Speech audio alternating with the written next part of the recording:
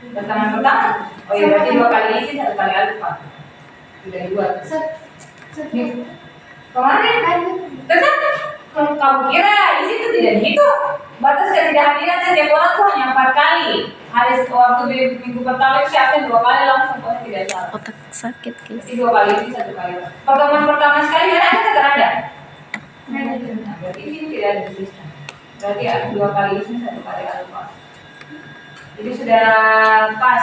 Siti Saleha juga di 2 kali alfa. Ria, Bila, Misra, Aman, Ririn 1 kali alfa. Kemudian Amel, Aman, karena 1 kali alfa, terus 1 kali alfa. Oke, silakan lanjut. Alfanya bisa pada terlambat ya, makanya jangan terlambat lagi. Silakan lanjut. Baik, di sini saya melanjutkan untuk biaya yang dibebankan.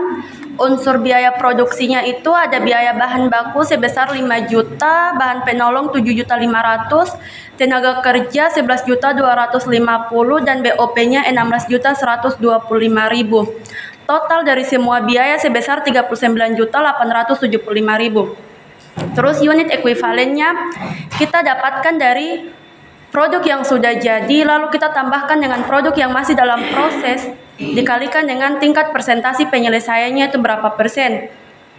Kalau di biaya bahan baku tingkat persentasi penyelesaiannya udah 100%, jadi produk yang sudah selesai 200.000 kita tambahkan dengan produk yang masih dalam proses 500.000, lalu kita kalikan dengan 100%-nya. Jadi untuk biaya bahan bakunya 2.500 kg. Begitu juga dengan biaya bahan penolong. Yang sudah selesai kita tambahkan dengan yang masih dalam proses, kita kalikan dengan tingkat persentasi penyelesaiannya, hasilnya 2.500 untuk biaya bahan penolong. Tenaga kerja dan BOP juga sama rumusnya untuk mendapat unit ekuivalen. Kita langsung ke biaya produksi untuk per unit. Jadi untuk mendapat nilai dari biaya produksi per unitnya, kita bagikan total biaya bahan baku dan unit ekuivalennya. Jadi 5 juta dibagi 2.500 hasilnya 2.000. 7.500.000 dibagi dengan 2.500 hasilnya 3.000. 11.250.000 dibagi dengan 2.250 hasilnya 5.000. 16.125.000 dibagi dengan 2.150 rupiah hasilnya 7.500. Total biaya produksi untuk per unitnya sebesar 17.500 rupiah. Setelah biaya produksi persatuan dihitung, harga pokok produk jadi yang ditransfer ke gudang dan harga pokok persediaan produk yang masih dalam proses dihitung seperti di bawah ini. Jadi untuk harga pokok produk jadi 2.000 kita kalikan dengan total biaya per unitnya 17.500, hasilnya 75 juta 35. Iya. Terus harga pokok persediaan yang masih dalam proses ada biaya bahan baku, tingkat persentasi penyelesaiannya udah 100%, kita kalikan dengan biaya produk yang masih dalam proses, lalu kita kalikan dengan biaya per unitnya 2.000, hasilnya 1 juta untuk biaya bahan baku. Terus biaya bahan penolong juga sama 100%, kita kalikan dengan produk yang masih dalam proses 5.000, lalu kita kalikan dengan biaya per unitnya 3.000, hasilnya 1.500.000. Begitu juga dengan BTK dan BOP. Jadi total dari semuanya 4.875, kita tambahkan dengan harga pokok produk jadi yang sudah kita dapat nilainya tadi 35 juta. Jadi jumlah biaya produksi untuk bulan Januari 2012 sebesar 39.875.000. Ini terlewat nih. Oh ya. Terus dari perhitungan biaya yang sudah kita hitungkan tadi, kemudian kita sajikan dalam bentuk laporan biaya produksi seperti ini, teman-teman. Bisa dilihat. Mungkin terbesar dari situ punya oke. Ada bisa kok terbesar dari situ? Nah. Lihat.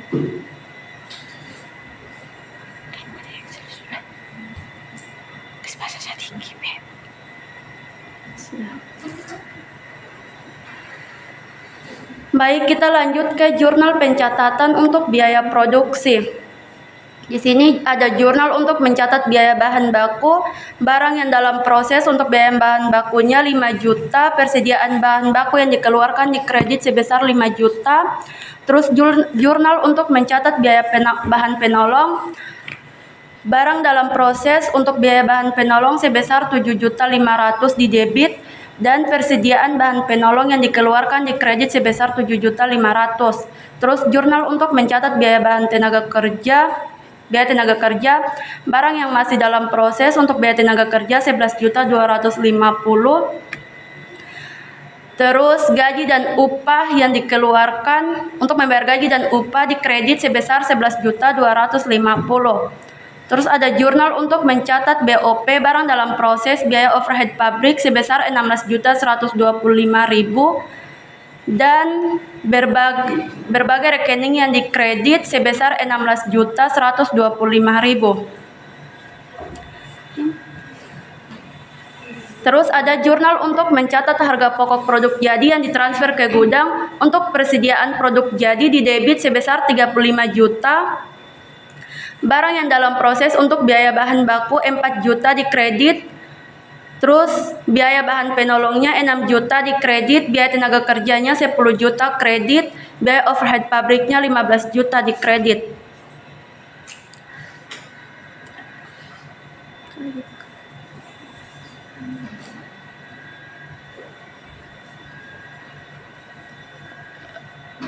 Terus ada jurnal untuk mencatat harga pokok persediaan produk dalam proses yang belum selesai diolah pada akhir Januari 2012.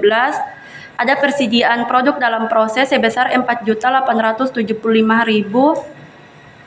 Barang yang dalam proses untuk biaya bahan bakunya dikredit 1 juta, biaya bahan penolongnya 1.500.000 dikredit, BTK-nya 1.250.000 dikredit, dan BOP-nya 1.125.000 dikredit.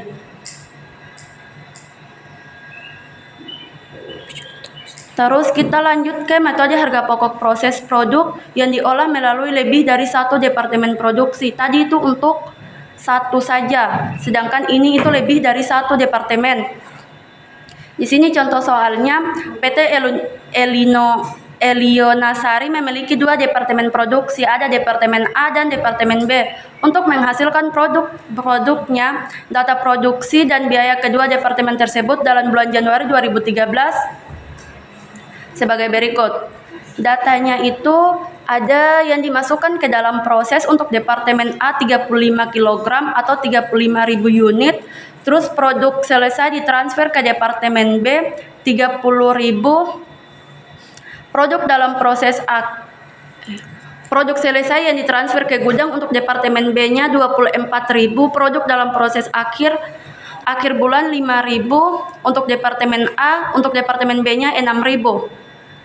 Itu produk yang masih dalam proses. Terus biaya yang dikeluarkan untuk bulan Januari 2013 ada biaya bahan baku sebesar 70.000 untuk departemen A, biaya tenaga kerja 155.000, BOP-nya 248.000. Lanjut ke soalnya saja. Di Excel Ibu. Tapi sudah tahu kalau metode harga pokok proses tuh, kalau proses itu berarti kayak produksinya